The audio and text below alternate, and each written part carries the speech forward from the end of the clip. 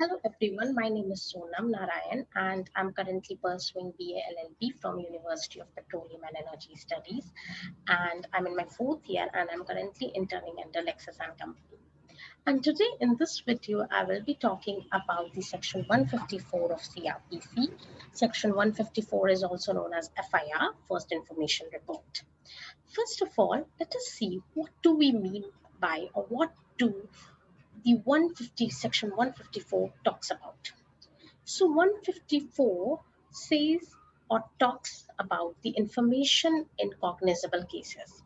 It states that every information relating to the commission of a cognizable offense, if given orally to an officer in charge of a police station, shall be reduced to writing by him or under his direction and be read over to the informant.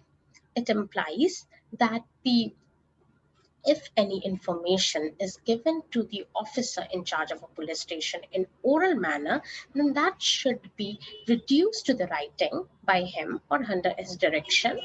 And after writing that, that should be read over to the informant so that he can verify that the facts, what he has stated, has been written in the same manner in which he intended to inform. Okay, moving further.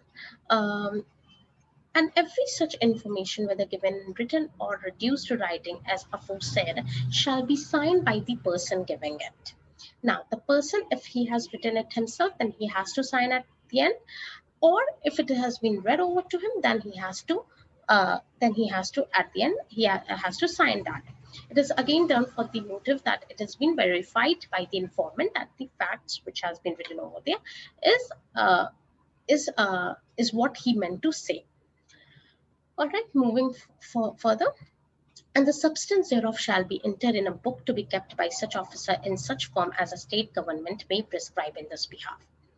Now, after entering this FIR, it is the duty of the officer to enter that substance of the FIR into a book that is mainly prescribed by the state government, and in the manner in which the state government has prescribed it, in that manner only he should write down the substance of the FIR in the book which is kept by the officer.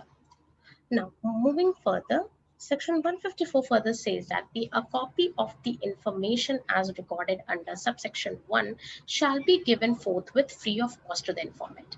Now, the one copy of this FIR has to be given to the informant free of cost without charging anything. All right.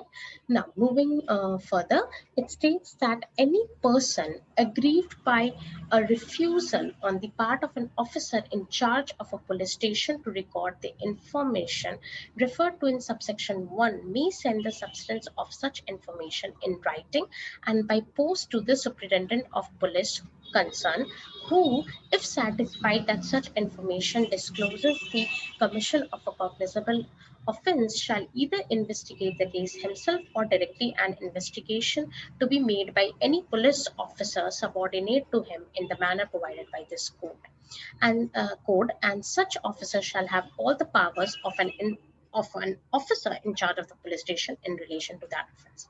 Now, suppose if a person goes to the police station, or the police officer says that, okay, I'm not going to record your FIR. Then, at that case, what needs to be done? Then, in that case, the person or the informant who has been denied that his FIR won't be registered, he needs to he can either by the post or by the writing can send the substance of such information to the superintendent of police.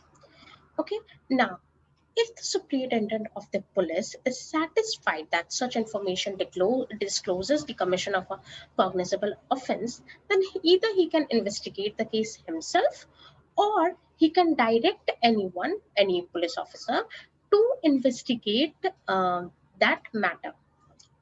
He can order any police officer subordinate to him to investigate that matter.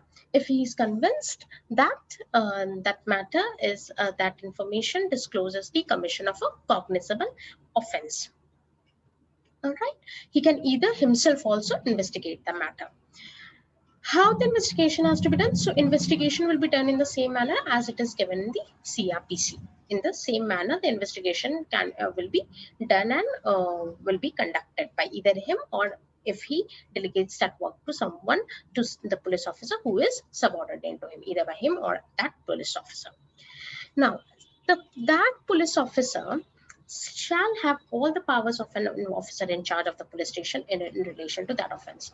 If this superintendent of police delegates his work to the police officer subordinate to him, then that police officer shall have the powers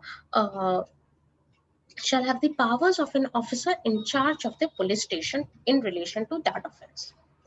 Right? So this is what section 154 of the CRPC talks about the FIR.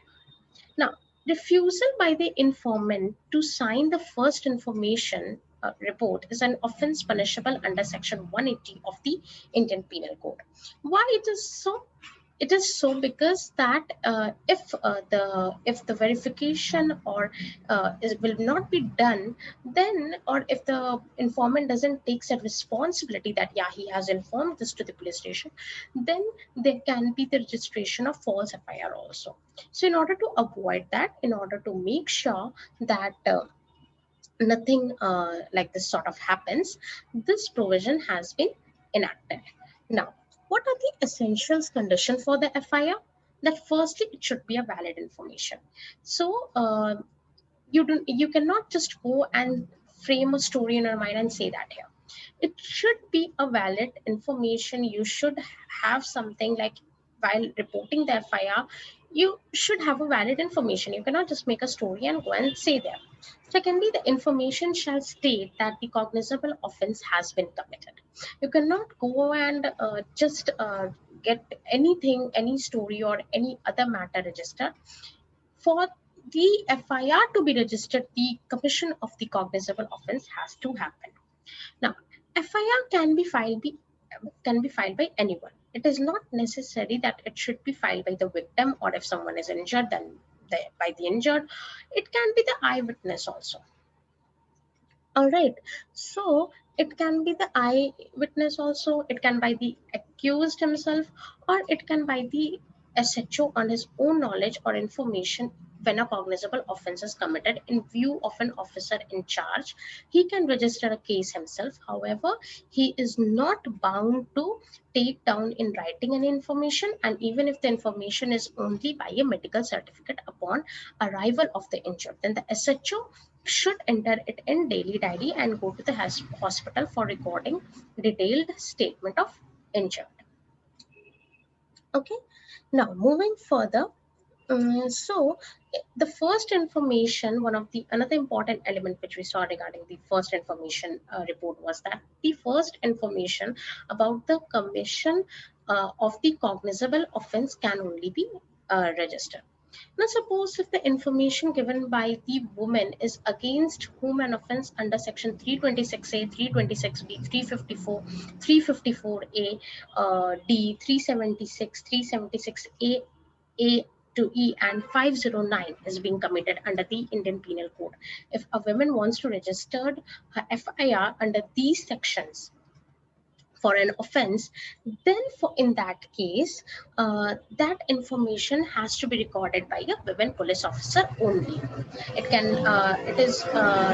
cannot be recorded by a male person. So for the victim to feel comfortable and everything, it is a women police officer who will be recording this first information report.